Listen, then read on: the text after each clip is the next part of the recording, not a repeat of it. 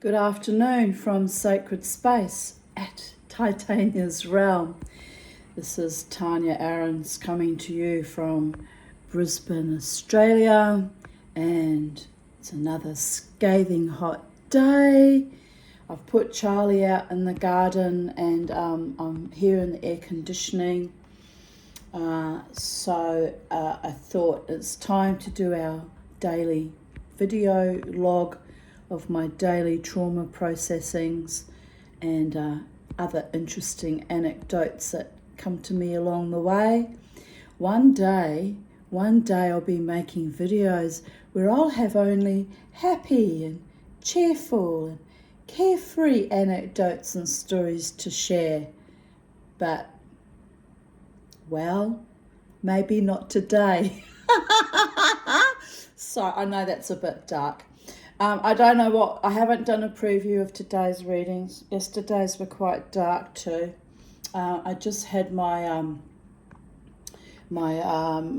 caseworkers come to sign paperwork, and I told the young lady who came from Syria, so has endured much worse loss than I have, having to lose country and family in war-torn Syria. I told her about my trauma processing on my videos, and she said she might look at it, and I said I don't know if that's a good idea, as it can be quite confronting and depressing. But anyway, it's find your vibe, find your tribe, right? I'm getting support from beautiful women, the Islamic Women's Association of Australia, who, many of those beautiful young women have come from war-torn countries and are loving their freedom and relative safety in Australia. So I had to kind of point out that I didn't have that level of safety here in Australia for quite some years, and that's why I'm deeply traumatised too. It's cumulative trauma dating back to my early childhood. So, but not anywhere on the scale of having had bombs lobbed at you on a daily basis and all the other horrors that go with war. But anyway, we bonded over that as women do. We understand each other, our walk on planet Earth, and so I explained to her some of my crazy ways and why I'm a shaman and why I am the way I am today. I have to come with a kind of a preface or a introductory label of this is what you're dealing with and this is what we've got, and here I am, as I said to her, getting old disgracefully alone in Australia and planet Earth, and it's a bit confronting at times. She said, what were your dreams for the future? I said, well, I always dreamed of having enough money to travel to all the sacred sites in the world, including in the Middle East. I said, I'm sure there's sacred sites in Syria hidden away still. She looked at me in kind of an amazement. I said, I'd like to go to Egypt and see the Giza pyramids. I'd like to go to Israel and see all the holy spaces there. I'd like to go to Petra, which is in Jordan, I believe. I'd like to see Lebanon. But all over the world, I'd like to see, the Eiffel Tower in Paris, which isn't a sacred site, but it's still an amazing thing to see. I'd like to see, all the holy spaces right across the globe. And then I looked at her and I said, I'd like to do that with a beautiful, loving, gorgeous man by my side too. Because I've decided as I've gotten old now, I said, I think I'm going a bit crazy, I said to her. And she laughed too. I said, I actually want a gorgeous man by my side. I've decided I don't want to get old and disgracefully and die on my own. I want someone by my side. I said, but the obverse of that is, what good am I to a man if I'm dying? He's going to have just this wild, gorgeous female for a while and then I up and die on him. That wouldn't be nice either. So I guess what I really want a gorgeous man by my side for is to inspire me to cleave a bit longer to this planet and maybe have a wonderful loving partner and a wonderful loving sex life as well. Let's ask for it all. Let's ask for all the things I haven't had in many, many decades. a kind, loving, loyal, faithful partner who's proud and happy to have me on his arm. Even my young caseworker laughed. We both had to laugh. She said, "Oh, well, I lost my father in Syria, so my mother's widowed." And she says, "My mother says she's quite happy to be on her own now too." I said, "Oh, yes. I don't actually have a problem being on my own. I've lived on my own, initially with my children, for 29 years. She looked at me in amazement. I said, "So I guess I could go another 29 years, but just have this crazy, delightful, mischievous, wild dream of having a beautiful man by my side." So, and let's face it, apart from my beautiful agape, loving platonic friends who do adore me, I'm probably likely to remain on my own, living alone till the day I die. And it is what it is, people. I just have to be realistic. But I never give up on my dreams. I am, after all, the psychedelic dreamer. And you never know. If I won lotto one day, I might actually get to travel to all the sacred sites and see all the places on earth where the gods played and parlayed and interacted with humans. I just want to be there and breathe the air and see the magic and the scenery and feel the ley lines underneath my feet, feel the energies. I'm told some sacred sites are actually quite scary and feel a bit hostile and unfriendly towards people, and you can tell where there's been a lot of power grids, where there's probably been a lot of death and things gone wrong too.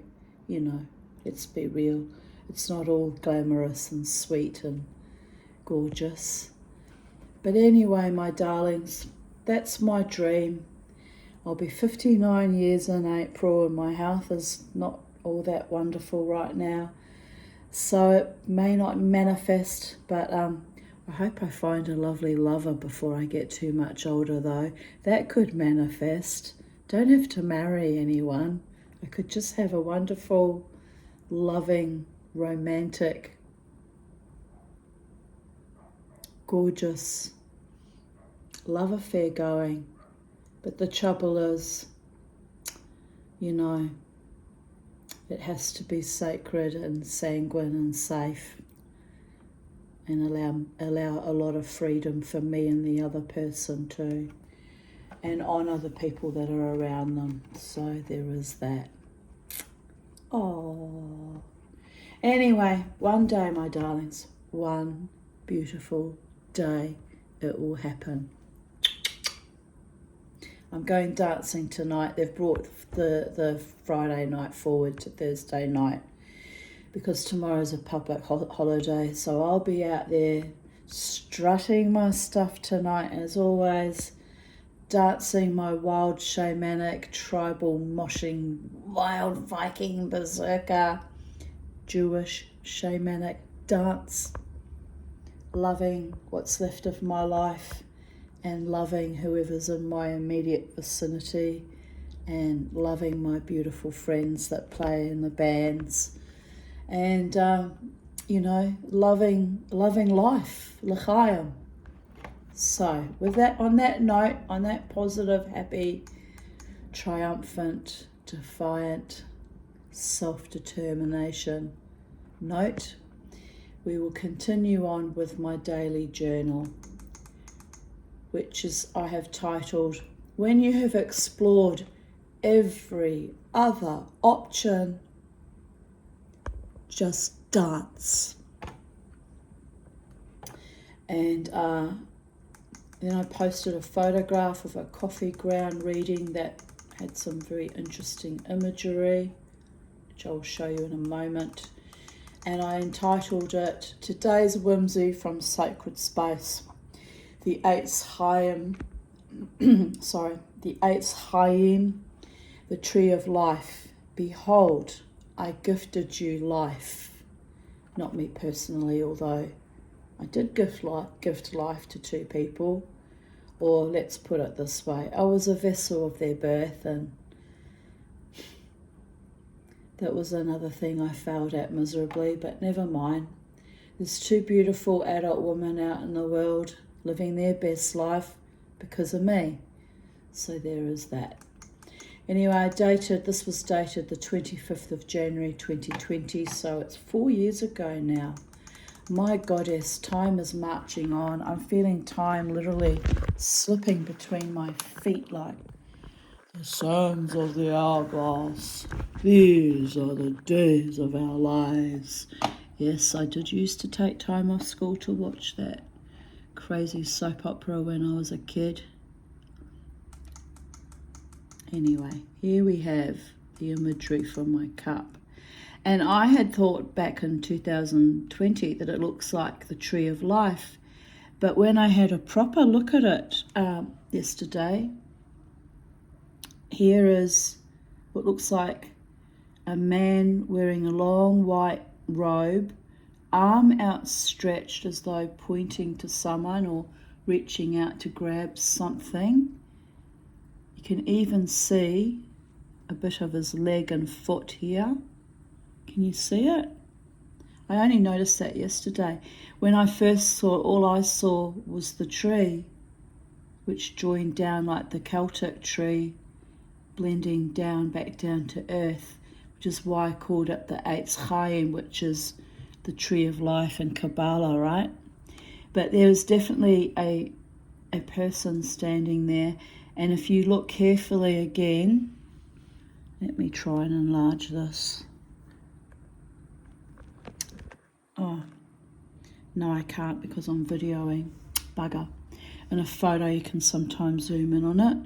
But there's also what looks like a little girl. You can see her legs and a little full skirt. And she's also pointing out to something over in that direction. And let me look at it again.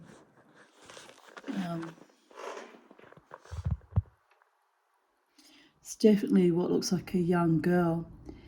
And yes, and there's various sort of almost demonic kind of looking faces. And that looks like almost another child, like bending down or reaching down, talking to the girl dressed in white. You can just see her here. And over here there's what looks like a big mask or some kind of demonic face, or possibly, I don't know, an animal.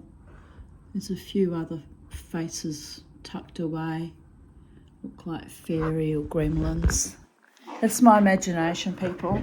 You might not see what I see, but that's okay.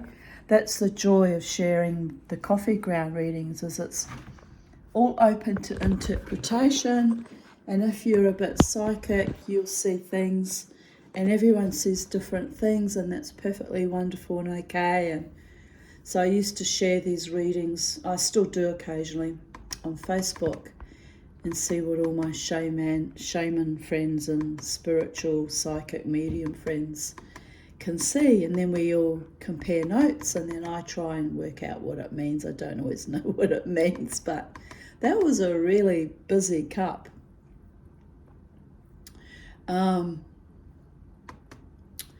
Here I posted a photo of sunset afterglow at Holland Park, and I just thought it was pretty at the time.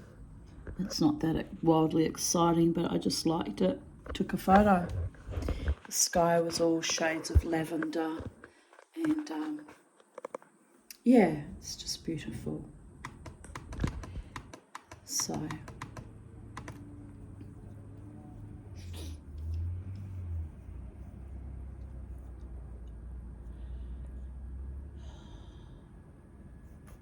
today was very hot, but I spent it quietly.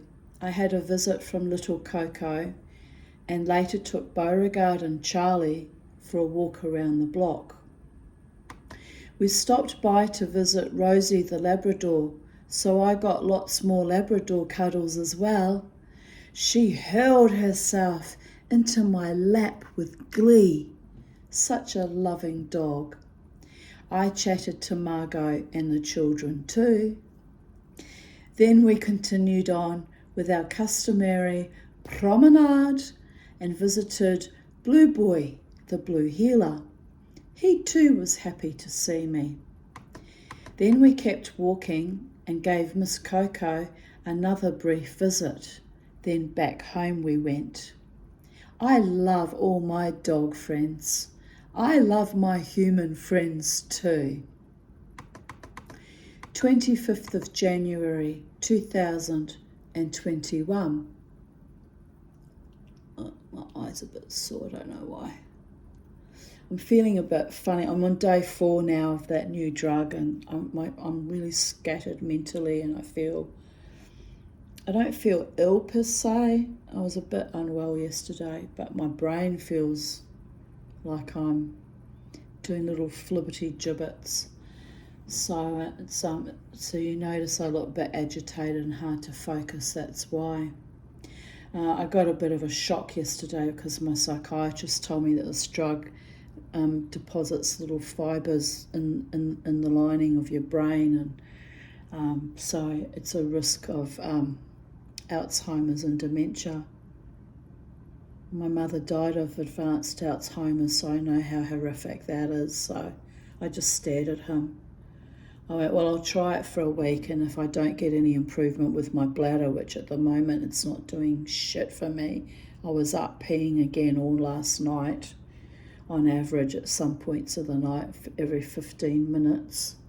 So it's actually, if anything, made me worse and not better.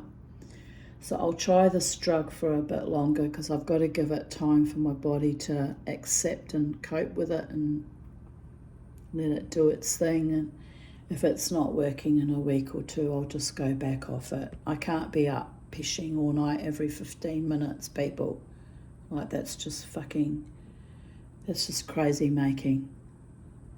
And I don't want to get Alzheimer's or dementia, since I'm a prime candidate for that already with my family history, right? Jesus.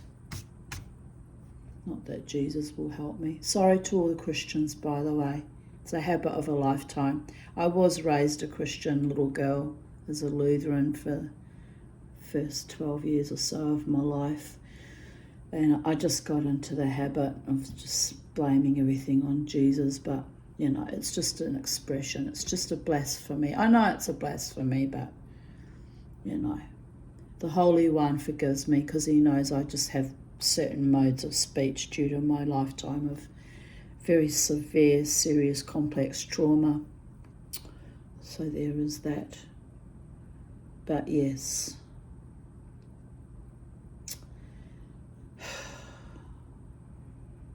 It's a beautiful day outside, although it's very hot. It's a very sunny and lovely day outside. I haven't been for a walk around the block for a couple of days because I felt so unwell adjusting to this drug, but I might try and force myself. I've got to have that little 10-minute walk. It's 10-minute walk a day is a day, once a day is 7 days a week. That's 70 minutes with walking, right? It's a bit of extra exercise. It's good for you. It's good for the bird to go out with me. I carry her on a little perch and we walk around, just around the block. But yeah, I didn't do the walk much this week because I was actually tired after my wild dance, and then I started this medication on Sunday, and I just blah, you know. So it's going to be a bit rock and roll for another week, I'd say. Anyway, I continue reading. 25th of January 2021, 5:36 a.m. Not much sleep, or rather lots of broken sleep. Sore rib cage since yesterday. Exhaustion from dancing on Friday. My big toes both feel stiff and tender. I need to build up stamina after the long 1 year enforced COVID break from dancing. But then it always used to take me 3 or 4 days to recover after dancing. So I need to just be gentle with myself. I had a good time, even if it still hurts. My lungs feel tight too. Perhaps that is the source of the aching intercostal muscles. Bloody sleep apnea is probably slowly killing me too. Plus menopause, hot and sticky and tetchy. No epic, weird, psychedelic dreams this morning, so at least my brain is settling down a bit. Yesterday's dream was a doozy, my goodness, as in yesterday's readings from yesterday's even date was a doozy. So, my brain is so freaking creative, the things I can come up with. Wow, I'm a bizarre genius, aren't I? It's raining. It's been raining on and off during the night. I'm stressing about the lawn mowing again. Bloody nuisance. Ah, well.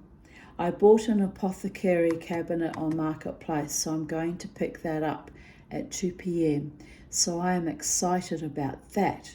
It was $40. I was looking for a small coffee table to have beside my lounger outside, so this might do the trick. It was a bargain, so I grabbed it immediately. And I didn't end up putting it outside. I have it in my bedroom. And it looks lovely. I'm very happy with it. Tomorrow is a public holiday, so I will have to get a few groceries too. The day stretches. I actually do need to get a few groceries. Oh, fuck it. I don't care. The day stretches ahead of me like an abyss. Yesterday was hard too. I could not settle my mind or spirit. So I probably get very affected when it's really hot as well. Like my brain doesn't like it when it's too hot for too long or too extremely cold for too long. I just start to just go all flubbery, really. It is what it is. The only highlight was when Robin stopped by briefly with her little grandson. So I got a ladder out for him so he could climb up and see the possum in her possum box in the tree. Then I gave him a lollipop. He does not usually accept lollies. Sweet kid. I asked him what the best part of his visit was, the possum or the lollipop. Very enthusiastically he replied, "The lollipop!" I laughed. Yes, I'm a bit of an enabler when it comes to sugar. I actually had neighbours across the road tell me to stop giving lollipops to their little children because it was rotting their teeth. I got very upset about that. But, it's their child and I had to, accept that that was their reality and they were no longer allowed lollipops. And, I felt quite sad about that because bear in mind, I'm not being a creepy fucking pedophile or anything awful like that. It's just that I don't have grandchildren and I like lollies. And my idea of happiness when I was a child was being given lollies from, either neighbourhood friends or family, or I'd buy my own lollies with my little bit of pocket money. That was literally my only fucking happiness, apart from playing with the other children, of course. So I thought I was doing something lovely for the children in the neighbourhood, and no, even that was wrong. Anyway, that family have moved away now and I've stopped handing out lollies, so everyone wins, right? It's a hard life, people. It's a hard fucking life. I actually carry lollipops in my bag that I take out from my dancing because sometimes after having a few drinks, which I enjoy, I have a few drinks, but sometimes I just feel like a lolly, so I just suck on my lollipop. And I used to, when I was still dancing at the casino up until 5th of August last year, when they just turned too fucking rancid, even for me, when the DJ used to play, there was a young man that used to DJ, and for a joke, he'd always bring in, lollipop, lollipop, the Shirley Temple song, just for a few bars, and then it would segue into another, more modern song. But he'd go, lollipop, lollipop, and I'd reach in my bag and I'd throw the lollipop up on his console, and he'd look at me and we'd laugh and laugh. And that was our little tradition, every time he played that, he'd get a lollipop. Sometimes I'd miss the console and fall on the floor, but we'd still laugh. Anyway, apparently I wasn't liked for doing that as well, probably. They eased me out. But you know what? Fuck them. That young DJ and I, we enjoyed having our lollipops. So, some people that run these places are just so fucking mean-spirited and just rancid and ugly. It's like, fuck them. I don't dance there anymore. I go where I'm welcome. I go where I'm celebrated. I go where I'm loved. To you, Brooklyn Standard. Little Coco ran around the garden with Bobo, and they were very playful and excited too. It was gorgeous.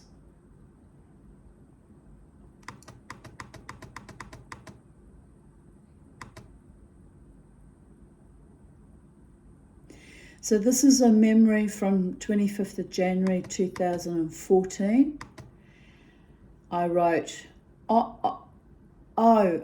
forgot to tell you, Western Australia Births, Deaths and Marriages Registrar have taken my money for the death certificate, so I guess this means they have the records there, or they are at least searching for them. I expect I will get it in the mail next week. And then I spelt closure, but with a little dot after each letter. I'll show you. What am I doing? I can show you because I'm filming on my phone again. For some reason, my phone decided to work again. I don't know why. I don't know why it breaks down all the time. It drives me nuts. Please don't break down now that I'm complaining about you breaking down all the time, my phone. Anyway, so I wrote a comment. 2021, I wrote, closure came in March 2017 when I was notified that the old vicious bastard, my father, had finally died, murdered by the state via medical negligence in the aged home in Shepparton, Victoria. Tragic end, but what could I have done anyway? The man was a violent maniac, and I refused to take responsibility for him. So in that, I am partially responsible for his murder too. But they left him to die without treatment for kidney stones. So he got sepsis and died. So they did murder him. And had I had the money, I would have sued the asses off them, just on principle alone, because he wasn't a very nice father to me, and it's not like he was a great loss to planet Earth as far as I'm concerned. But apart from that, he was a human being, and like any other human being on this planet, he deserved to have adequate, proper medical treatment. So it's actually a fucking disgrace what they did to my father. So there is that. There is that. 25th of January 2020, 10:13 a.m. I woke up with earache in my left ear again. Grr, it constantly flares up with the heat. Last night I drove to Eat Street Markets with Bobo to deliver a bag of beads to a gorgeous lady I met there almost a year ago, who was moving her stall to Cairns. I wanted to make good on my promise, even though I'll probably never see her again. We are friends on Instagram. But when I got there, she was not there, so I gave the bag to her employee instead. I hope she gives them to her. And here's the funny thing, the employee turned out to actually be her daughter. So that was amazing. I didn't realise they were mother and daughter. It was scathing hot, but there were a lot of breezes near the river. At one point, the wind blew my dress up and I had to fight it. I had to fight to get it down. Other women behind me had the same problem as they cried out in embarrassment. It reminded me of the constant high winds in Wellington, New Zealand, where I come from. The place was crowded. It's wonderful there, but I was riddled with anxiety about not getting a chance to say goodbye to Maggie and the wasted trip with the beads. And Bobo was anxious about the other dogs too. So I didn't stay to get a meal. I wasn't hungry. This heat is killing me. So we walked around a bit, then got back in the car and drove home. The highlight of our little sojourn was the air conditioning in the car. Even Bobo enjoyed it. 4 more sleeps until I get the new air conditioning installed in the lounge. Oh my God, so exciting. I won't know myself. And as always, to my beautiful benefactor who made this possible.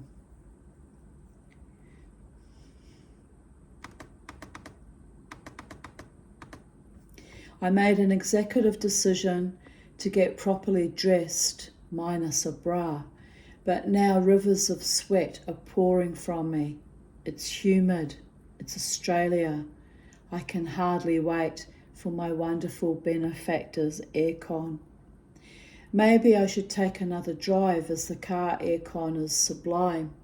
The humidity is intense as I just heard thunder, so a storm is building. May it bring me a measure of release and relief. Thank you, David Lungsam and Lionel Muraki, I don't know how to pronounce his name, for your kind support. I will not go back to that page that is so fearful of a bestial raping tyrant that she shuts down my hangman's humour.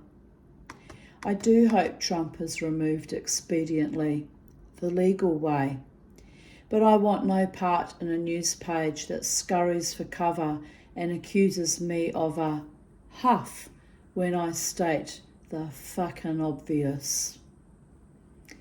There are many who would gladly assassinate that man, and for quite altruistic reasons. But fortunately that hasn't happened, right? He's now going for president for another go-round of madness. Oh well, I don't live in America and I don't vote in America. I don't really have a say of what the people decide to do with their vote. But by the gods, it makes the blood run cold in my veins, it really does. Hypocrisy and cowardice dressed up as a faux concern for humanism does not sit well with me. And yes, I have no money or fame to buy loyalty such as the user of that page. I am completely expedient. My own government has already tried to, metaphorically and literally, kill me many times. Standing idly by while domestic terrorists, all fellow Jews and one a former sexual partner, wow, 2 were former sexual partners that tried to kill me, got away with threatening me and my kids with violence for 18 months. Ergo, I was so traumatised, I ended up subsisting on a disability pension while the smug, evil, perverted bastards flourished. Is it good or is it bad?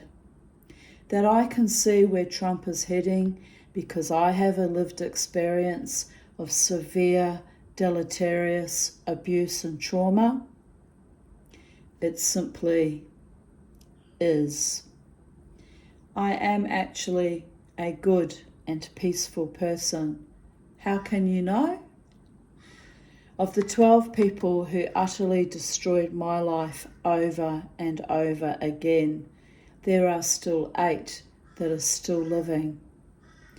The rest died of natural attrition, my own mother rotting in her own shit and piss with Alzheimer's, as the gods meted out karma on my behalf. I was with that treacherous, vile monster for her last 18 months of her life, there up until her death. Yes, I honoured my own paedophile-enabling, lying monster of a mother, knowing that the will would be salacious and evil. It was so evil, even Buck's daughters tried to withhold it for 3 weeks. I had to get a lawyer to demand I be given a copy of it. I too, to my own amazement, am still living. But when they come for me, sighs, remember that I stood up and was counted. Even when police refused to support me and aligned with my abusers. Even after the adult guardian took me into a separate room to apologise to me about their failures to recognise the narcopathy and abuse that gifted Buck Shearer, the thieving, slanderous conman who actively, via Terry Rosilio, threatened me and my children for 18 months, by the way. And we were not protected by Queensland Police, by the way. They hoped against all hope that I would kill myself so he could take my children and no doubt rape them in the lavender room he tried to lure my Jasmine to sleep over at, which I did not allow at all. Even when I wrote a 44-page complaint to the Health Rights Commission about David Davidson's abuses and collusion with Buck Shearer, and yet again nothing was done to protect me or my rights. Too easy to demonise me and scapegoat me as crazy when I actually wrote the complete truth, even the bad bits about my love for a man who had mock raped me in front of his 2 little boys. The utter shame and degradation, sick, all of it. I doubt I will ever recover from the viciousness and the constant betrayals. So no, I did not kill myself. I feared my children being raped and tortured mentally more than my own death. I came close to dying several times, asthma attacks, and both Terry and David's strangulations. Terry attacking my throat in the presence of my daughters. It took 3 people to pull him off me. My youngest hammering her little fists on his back. A trauma that she never recovered from and ultimately cost us our relationship, as once again I was blamed. I get it. My kids were put through hell so Buck could steal $150,000 in cash, fuck my mother, and then get away with stealing my inheritance. $1 million home that he let fall into rack and ruin, so just as well I did not inherit it, as I could not afford to fix it to a safe standard. The only people who truly prospered were the lawyers, Death, I no longer fear. I was dead for decades anyway, mollycoddled on heavy psych meds, trying to survive all those filthy, evil bastards. A death which cost me relationships, prosperity, and any kind of future. So a huff I shall have, only this is no huff. This is me once again saying no to errant, cowardly bullshit. And honestly, I don't even remember the name of that fucking creep or her Facebook page now, so what's the point? What's the point in all that upset that they cause me anyway? They mean nothing in the grand scheme of things. Not one fucking thing. Meaningless and trivial and unimportant and grotesque is what they truly were and probably still are, my darlings. So on we go, living free and wild and living my best life, because I'm running out of time on planet Earth and I want my dreams manifest. I want my wealth and my health and my truest, deepest, most loyal, faithful to me, ardent lover man, and I want us to see the sacred sites. With or without him, I want to see the sacred sites. Where's the money coming from? Only the gods can know, but they have to manifest it quick because I'm running out of time on planet Earth. Very conscious of that. I might have 10 years, I might have 20 years. Miraculously, I might even have 30. I very much doubt it though. I very much doubt it. I'll be lucky if I have 10 more years.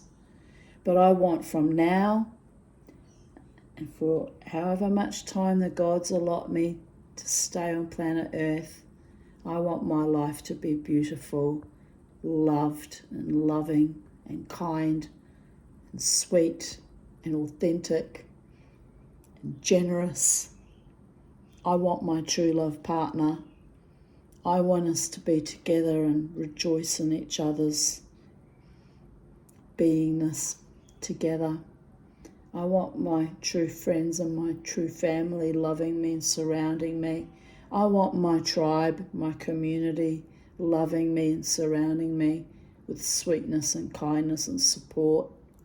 I want. And every day, in every way, I am manifesting it. I am surrounded by loving, kind, sweet people at this point in time. Just haven't found my true love partner yet. Or I may have found him, but the circumstances are not available for us to be together. Who knows? It's in the lap of the gods, my darlings. But anyway, on I go, soldiering on every day in every way, dreaming my psychedelic dream, hoping against hope that it will be made manifest in 3D reality in this time and space on planet Earth in Brisbane, Australia, in this body, mind and spirit. It's possible, darlings. It's all possible.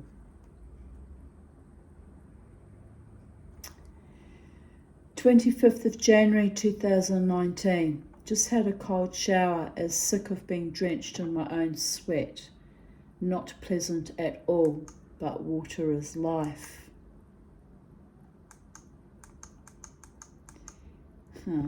Here's a lovely photo of me, which would have been taken on this day in 2019.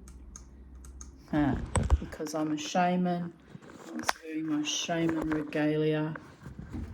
I'm not a shaman practitioner, so don't ask me to do any fortune telling or healing on you per se. If the healing happens, it happens spontaneously, people, because I am not in charge of it. Only the gods are. But that's me dressed up, feather in my hair, my top hat, and all my regalia, ready for a wild night of dancing, where the spontaneous healing does often occur when I reach my trance zone. So can happen. I just can't guarantee or promise anything to anyone, but it does happen. And I have also done a lot of self-healing, healed myself that way. So, and I'm just looking at that dress. I might wear that dress again this evening. I haven't worn that dress in a long time. So yes, it's beautiful, it's powerful, it's magical, but it's gifted by the Holy One. Blessed be their name forever and ever in all manifestations, and I'm just the conduit at times, as all shamans are. We are the hollow bone, the conduit. And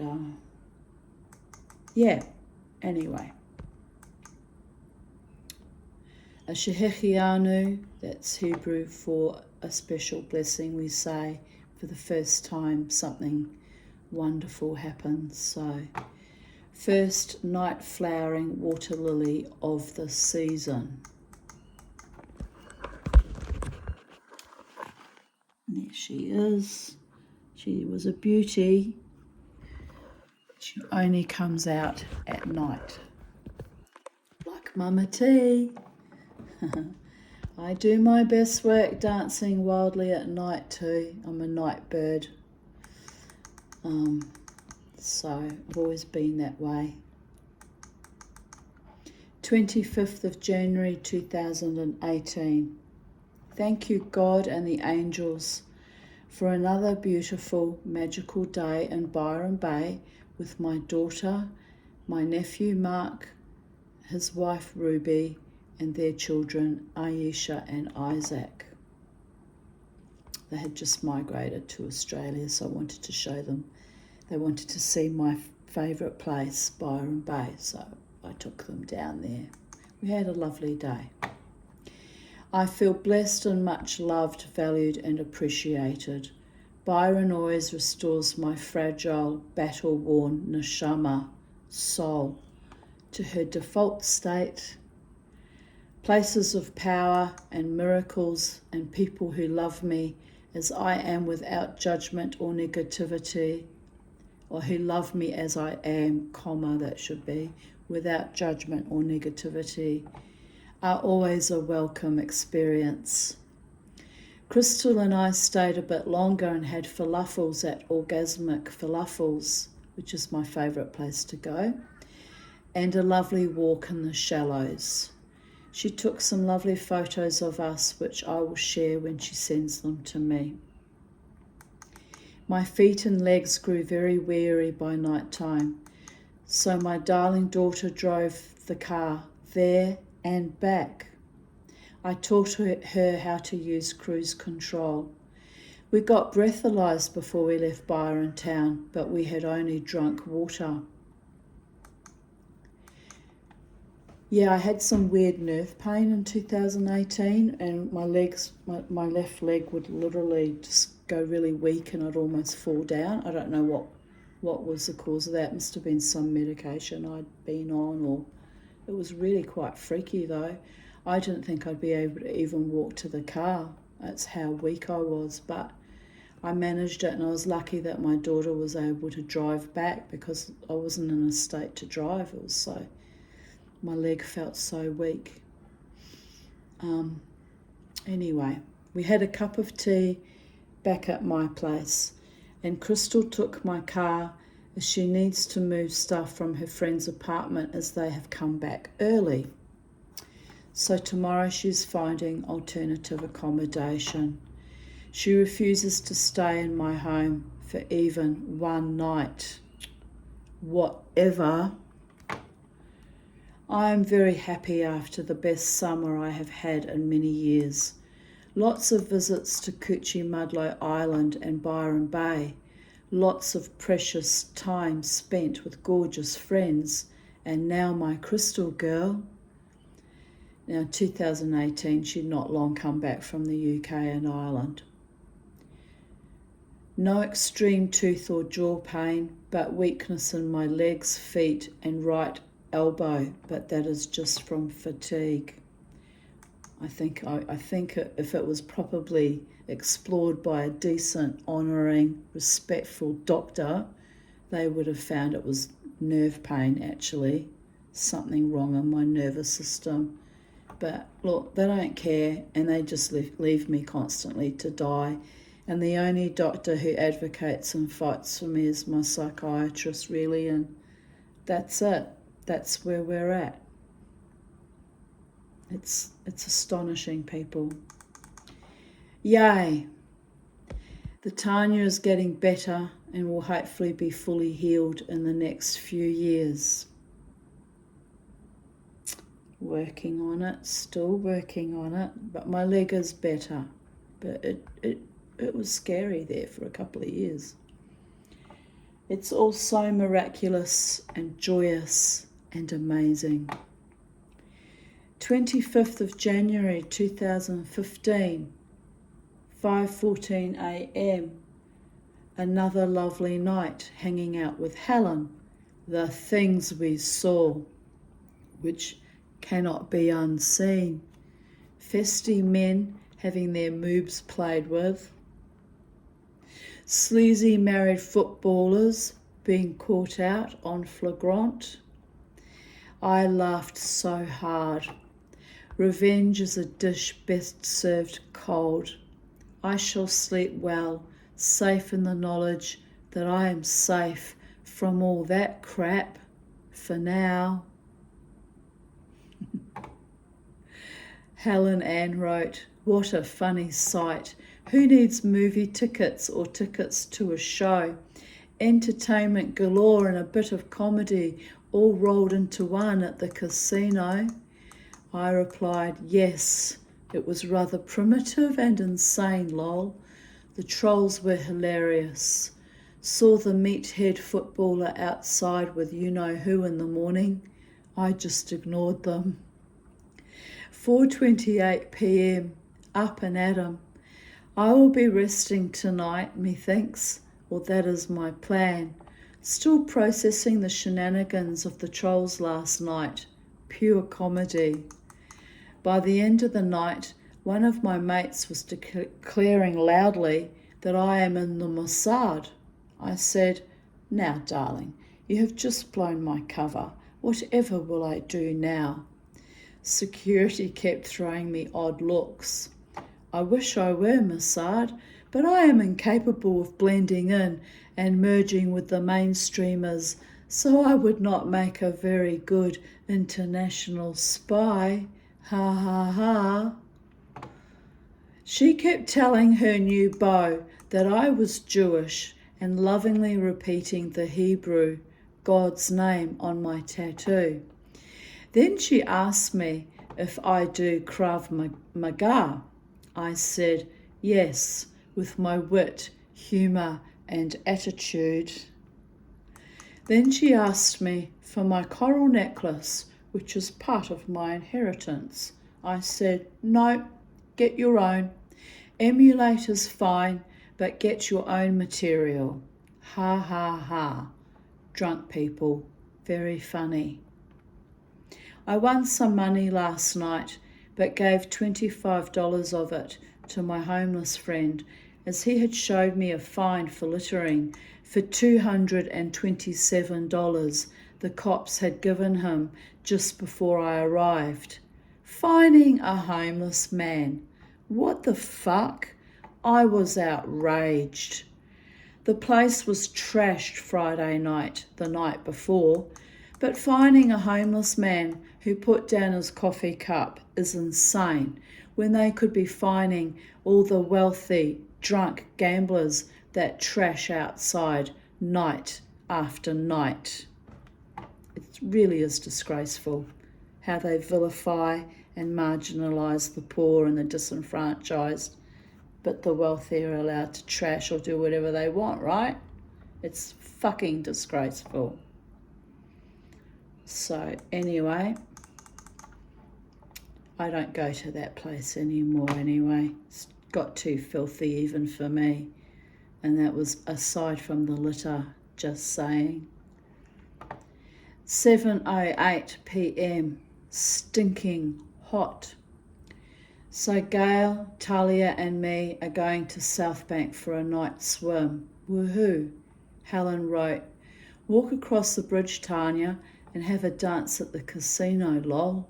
I replied, I had little Talia with me, Helen, so no dancing tonight. But we had a lovely refreshing swim, then fish and chips, and for once Miss T was on her best behaviour. No epic scenes of mass destruction. I told her she had been so good that I will take her out again. I think she was quite proud of herself. She chose our table to sit at on the boardwalk, which was a very good choice next to the artificial creek, and we were delighted to hear a frog or toad singing his boinking song. She helped me find my car in the parking area and gave me directions for the exit at the car park. Her little maniac genius mind just needs to be allowed to take charge. I actually faked not knowing the exit so she could be kept busy giving me orders. We arrived just in time to see the fireworks, which was both a great surprise and delight for Miss T, who said, You picked a good night to take us out swimming, Auntie. I said, I know, right? I didn't know there would be fireworks. So the whole outing was a happy, spontaneous adventure, and I spent time dragging the kid around the lagoon on her boogie board, then making her drag me around a bit. We had a lovely time. I am so happy we went out, but now back home to the stinking humidity and my hot old hobbit hole. I need to buy a portable aircon one fine day, but then for that I need lots of money, lol. So, thank you again to my benefactor. So, which I got that January 2020, I believe. Yes, it must be about 3 years old now, or 4 years old. Or was it 2021? No, I think it's 4 years old now. So there you go. Home, 15 minutes. Had a shower, already dripping in sweat. It's going to be a long, hot summer night. 25th of January 2014. Where can I buy a fake actual size prawn for my Barbie? Any ideas? Well, I actually did go to one of those fishing stores and bought a fishing lure, which was made to look like a prawn. I pulled the hook off it and attached it to my Barbie doll and wore it around my neck for Australia Day. Everyone said, why is there a prawn around your neck? I said, it's a prawn for the Barbie. They looked at me. No one got my sense of humour. Work with me, babies. Work with me. Anyway, and here I wrote about looking for the death certificate, wanting closure with my father, right? 2014. And I didn't get news of his death until 3rd of March. Well, he died 3rd of March, the night of the 2nd and 3rd of March, 2017. So I got notified, I think, a few days after that. But anyway, awful it was. Just beyond awful. Not long awake, just had an awesome cool shower, washed my hair, cleansed off the obsessive compulsive negative energy of the psychic vampire, fed some mush to Tabitha and water. Still not sure whether to euthanize her yet. She is still weak but alive. I only had 5 hours sleep, didn't take my usual Seroquel to knock myself out, as I knew I needed to nurse Tabitha and be awake for that. All this death chez moi has been, that means at my place, has been a grim reminder of how precious life really is, and it must never be taken for granted. I used to pray to die. Now I love to keep living. Being older is a wonderful backhanded gift. On the one hand, you get wrinkly and worn out, sad, bitter, sick. But if you survive all that, you get to truly appreciate your own personal journey and be a guide and an inspiration to others. Somehow, you stumble across between life, death, life experiences and dark nights of the soul, your own power, beauty, and awesomeness. And then you finally realize that no one and nothing can ever hold you down with a brick underwater ever again, because you are going to rise and shine and keep shining, no matter what or who or what slams into you like a tsunami. Except for genuine natural disasters, life-threatening illnesses, and other tragedies, you really can survive almost anything except your own fear of life. That will really mess with your mojo.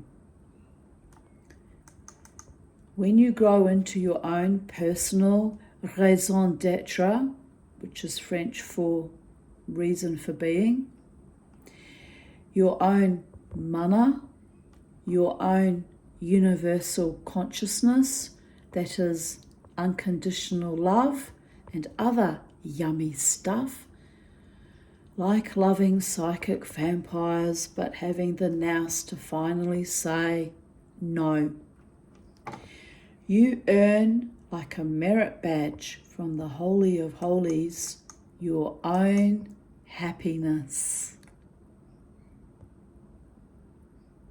Note: I am not drunk or stoned.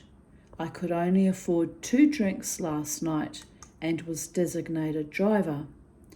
This is me on little sleep and my general insanity, which is pretty sane stuff most of the time, but not everyone is on my wavelength or suffered and survived as much emotional trauma and generally unacceptable stuff as I have. So yeah, basically for the uninitiated in Latanya's world of the psychedelic dreamer, I come across as very confronting and very scary, especially if I'm triggered.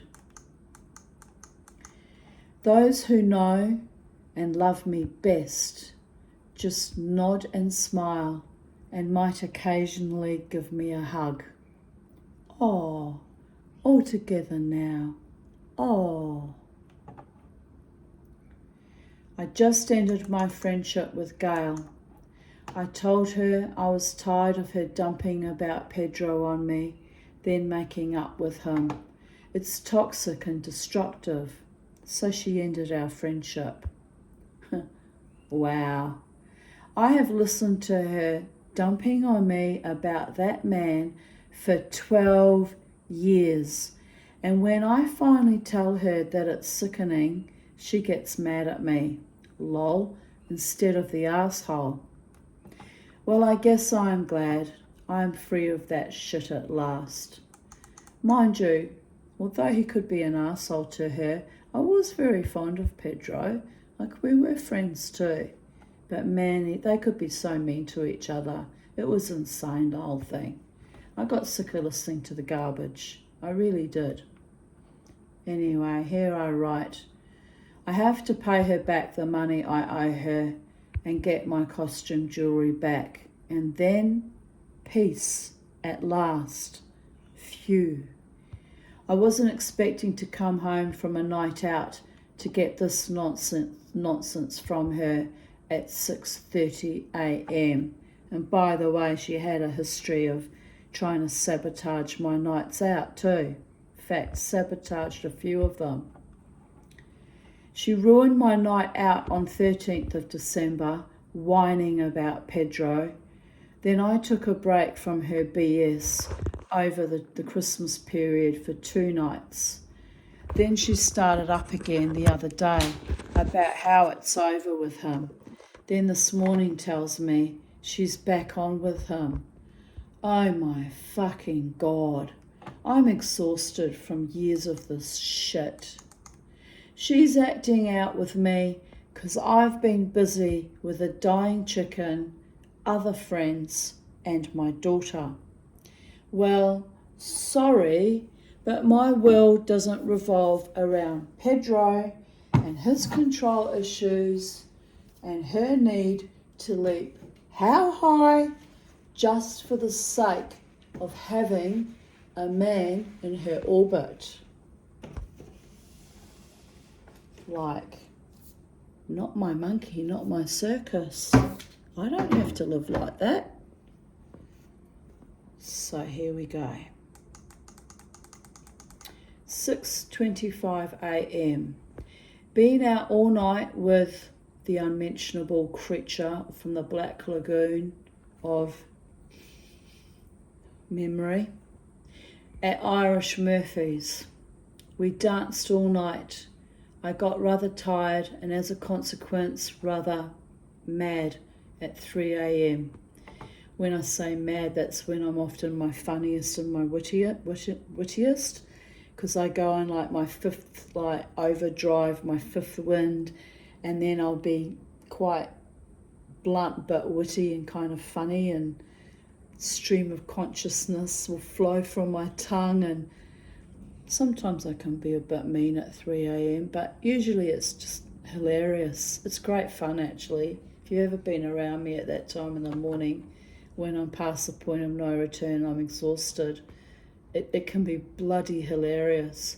But I haven't done that for a long time, because now as I've gotten older, after dancing wildly all night, I'm actually too tired to even speak. I'm just like, yeah, bye, I'm out of here, and I go straight home.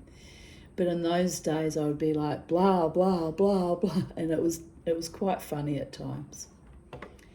We had fun dancing for a busker outside the kebab shop with a whole lot of random men. We sang along also. I love that time of the morning when I can be as bonkers as I like and everyone else is drunk and assumes I am drunk too. The busker was so happy I made him money by being silly and dancing for him that he gave me $3 for a cappuccino. George normally gets me a free coffee from the machine at the casino, lol.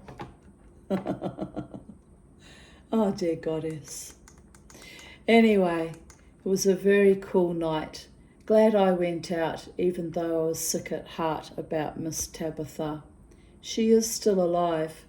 I gave her some more water and yogurt, but if she doesn't improve today, I will have to take her to a vet and euthanize her. Too much suffering and struggling is unfair on her. I am hoping now I'm giving her a bit of sustenance she might get stronger. However, she might be too weak. I hate not knowing if I am making her better or worse, but this is day 4, so I am surprised she has survived this long.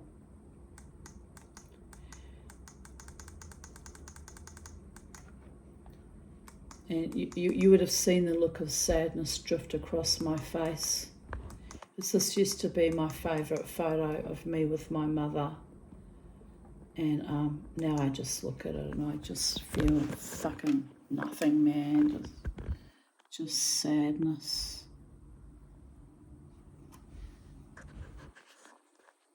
I was about 3 there, and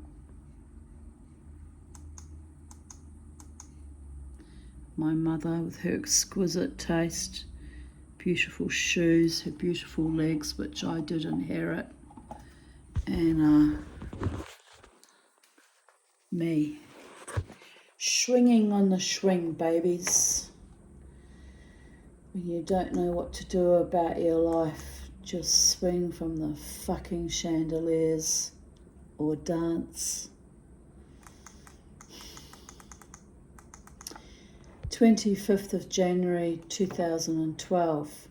I had a nice day. Gail took me grocery shopping, then to my psych, who was very amused by my recounting of my romantic life recently. Lol. It didn't rain so much today, which was a welcome relief, and I even took Miss Bella Rosa for a quick walk around the block. 25th of January 2011. A good day of fun and procrastination. I've had a lovely day with Gail, and later in the afternoon, Talia. Talia, that I mentioned earlier in our readings, was her granddaughter that she was raising. Her daughter was on methadone and would go on and off between relapses with heroin, so Gail took custody over little Talia and raised her on her own with her other daughter, Christina, who had suffered very bad bipolar and was very unwell too. So Gail had a lot on her plate, and I tried to be as much of a support as a true friend as I could, right? Anyway, little Talia was Indigenous, her father's Aboriginal, and she was Indigenous and extremely bright, like gifted and high-level intelligent, bright, but she had a lot of issues. She had ADD and ODD, obstructive defiance disorder, and she was a fucking handful, that kid. But I loved her, because I didn't have grandchildren, so I used to love to, be there for her as much as possible and read her stories and, go on outings with them. And really I was kind of the buffer, I suppose, or the auntie. I was kind of, in a way, kind of used just to be a distraction with the kid, right? But look, I don't mind. We did have some lovely times together, and here's a lovely time I'm going to continue reading about. We went to Wynnum Beach, as there is a lovely wading pool, a small beach, and a lovely playground for Talia to play in. We took Miss Bella Rosa Aarons along, that's my little Pomeranian dog, along for a bit of a walk and a paddle on the beach. Miss Bella is not a lover of water, so she did not enjoy the splashy puddles on the low tide. Poor love. She is currently sulking and snoozing after a stressful doggy day. I wouldn't let her eat more than one chip which Talia offered her, as I have learnt that too many chips are poisonous to dogs. Pity that she loves them so. I took a day off from working around my garden and avoided doing housework for yet another day. Sniggers. This procrastination lark is getting to be a real art form. I guess the house is not going anywhere, and the cleaning will get done one day, hopefully in the next few months. Okay, weeks. Okay, don't slap me up the side of my head. Days. What? You want hours? Get real, it's almost 11 p.m. I've promised myself an early night instead of my manic midnight episodal escapades of doing random things which also involve not doing actual housework, lol. And my friend Jared and Crystal, my daughter, used to call it, what did they used to call it? My nocturnal home maintenance lady, where I'd come out and I'd hammer up pictures, or I'd, try and fix things, anything to avoid housework people. Anyway, I'd just have this kind of mania that would come over me late at night, where I'd get all activated and innovative, and I'd want to do stuff around the house. Even when they were visiting me, it was really odd. This was probably all the psych meds I was still on, right? It was off my frickin' head most of the time. But never mind, I've been off them for 7.5 years and I'm still off my head most of the time. So this is just me, babies. Raw and real and ragged and ready. You have to laugh. Last night I was restringing my coral and fake pearl necklace on Tiger Tail as it broke. Actually, I finished it last night. It had been in the process of being fixed since the night before. I also glued beads back on one of Mum's little Turkish jug schmotzer thingy. It needs more, but I don't have matching beads, so I just patched it up as best as I can.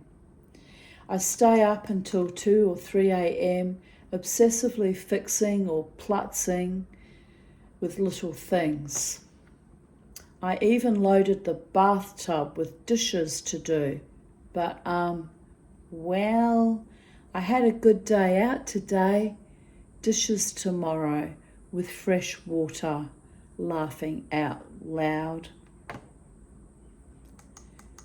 Toda rabah, that's Hebrew for thank you very much, to my darling Heather for the lovely book of Tehillim. I will use them well. And Tehillim, the book of Psalms, which she gave me for protection, because she knows I'm quite often under quite demonic influences at any given time and have been since early childhood. So she thought it would keep me safe and protected, right? And to a certain degree it works. And ultimately the safety and protection comes from within my own body, mind, spirit, staying clean and clear and well aware and hypervigilant, and standing up and counted in danger situations. And if things start getting really freaking dangerous, calling upon my angels, which has been known to clear a room in 5 minutes in the old days when I had to call upon them. I don't like doing that though, because I just feel like the angels are not at my beck and call. They're not my servants. They're messengers of God, right? It's not for me to treat them like they're my bodyguards. But interestingly, I did a trance drumming a few months back, and the spirit that came through said, remember, Tanya, to call upon your angels in danger situations, and they can be there in a nanosecond. And I said, why? Am I in danger? Are you telling me that I have something's about to happen? And they said, no, but we want you to understand that we are available to you in a nanosecond, but you have to ask us, as in put out a prayer and ask for assistance. So I wrote that down in my notes, but I find that a bit astonishing. But it's true, it's a cosmic law. If you want help from the ancestors that love you, or the angels, or even the fairy realms, I suppose, whatever entity you're asking for help, you need to put in the effort and the work and ask humbly and respectfully for their assistance, and also to show appreciation and gratitude and give thanks also. Usually in the form of an offering of some kind, if it's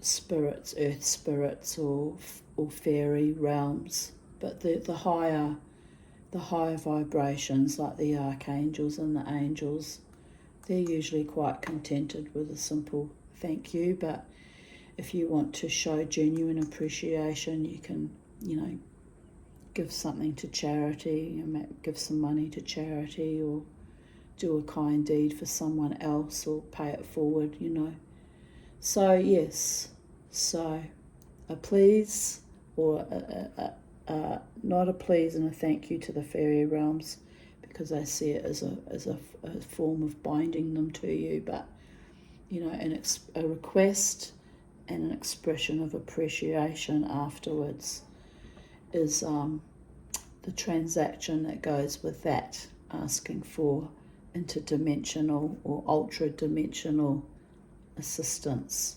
Just saying. I'm grateful I haven't had to call on that kind of level of assistance though, because they do come, but it's a little bit astonishing each time, and people around me look at me and freak the fuck out, as happened one night in Irish Murphy's when I called upon them for assistance, and the vicious perpetrators, which were 4 men, left within 5 minutes. And it was bizarre because the security guard, a Māori security guard, was watching me actually, and he came up to me after they'd gone and he said, "What did you do, Tanya?" I looked at him and said, "What do you mean? I didn't do anything," which is not a lie. Technically, I didn't do anything. It was my angels. And he looked at me again. He said, "I know you did something." And I went, "Oh, okay," I said. "Well, then suffice it to say, business got taken care of, and all is well now. Need not worry about that anymore, need we?" He nodded, went back to his spot, against the wall, but looked at me, was a bit frightened of me after that. But look, there was no harm or no foul. No harm came to anyone. It was just these very violent, aggressive men suddenly felt an urge to leave the pub. Almost as soon as they arrived, they very quickly left after I called upon the angels. So this all sounds very crazy to people who don't believe, or unbelievers, or the uninitiated, but it's a true story I'm sharing with you there. And I was a bit astonished though that the Māori security guard had recognised that there was an energy with me that was protective, because that's why he came up and said, "What did you do, Tanya?" Well, I cleaned house, baby boy. I cleaned the fucking house. I didn't like the look of the level of aggression that had walked in past me, and I didn't like the thought that we might all actually be in quite serious danger. So it's all good.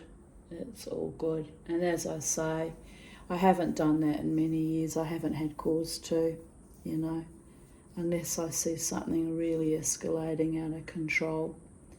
And in that instance, when it's really fucking escalated out of control, the angels won't be bothering to protect the club or the pub. They will simply come and stand with me to protect me. And I know that. They've told me that. We're here for you in a nanosecond, Tanya. So I have every confidence and faith in that, because I've seen how it works before in the past on a few occasions actually. So I'm grateful to the Holy One and all manifestations, the archangels, the angels, the ancestors that love me, and the earth energies and the fairy and jinn energies that protect earth, the planet, the water, the land, the air. We're immersed in a soup of holiness and magic and awe, but only a few of us, actually realise how lucky we are and how protected we are because we've walked the walk and talked the talk, babies. And you know, it's wonderful, truly wonderful and awe-inspiring and blessed. I'm blessed by it. But yeah, to someone who's a skeptic or an unbeliever, it can be a bit confronting to see it in action.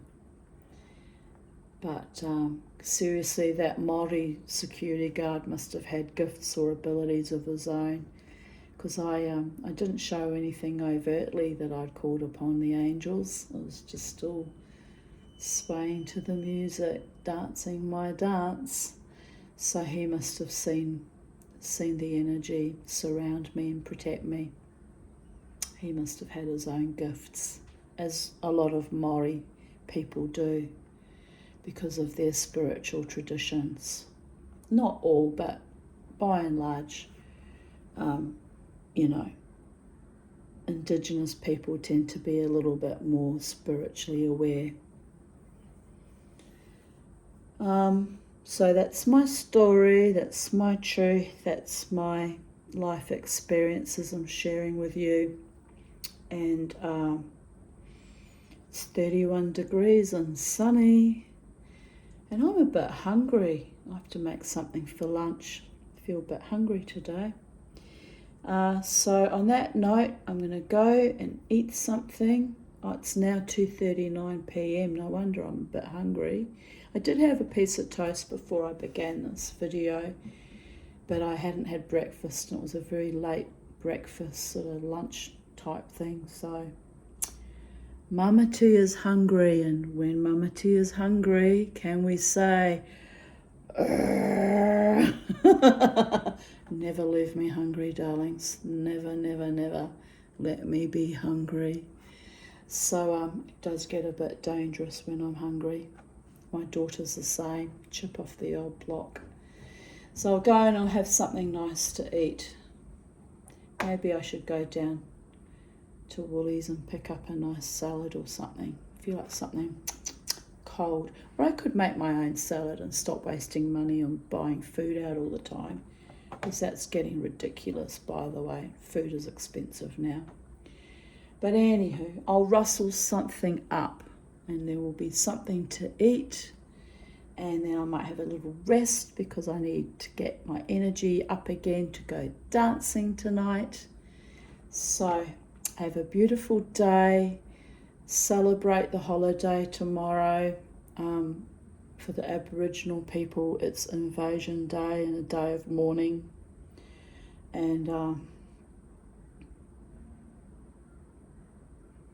I understand. I'm sorry for what my white colonialist ancestors did to your people, and many are still doing to your people in many ways. If they could get away with it, they would. It's heinous. And on the other note, we're also celebrating a day that is for all Australians to enjoy safety and freedom within our borders, hopefully. So that's worthwhile celebrating. So it's a day that comes with its own joy and its own darkness, yin and yang, like everything. Anyway, blessed be to everyone on planet Earth, wherever you are, wherever you stand on your sacred holy lands. Blessings to you all. Let peace reign upon all the earth, and prosperity and great joy, and may you be surrounded by your truest, deepest loves. And may those of you like me who are single and would like a loving partner, may we be blessed and manifest our truly loving partners in the very near future, because some of us have done this life alone for decades. And Those of you who are happy to be on your own, may you be blessed with great joy and success and good health, and wherever you are, whatever your situation, may life be sweet to you. Bye for now from Titania's realm at Sacred Space, where I reside on Aboriginal land. I'm a migrant to this country, but I'm very conscious of whose land this truly is. May Biyah may bless you, and may Biyah may bless us all. Amen V'Salah. Bye for now.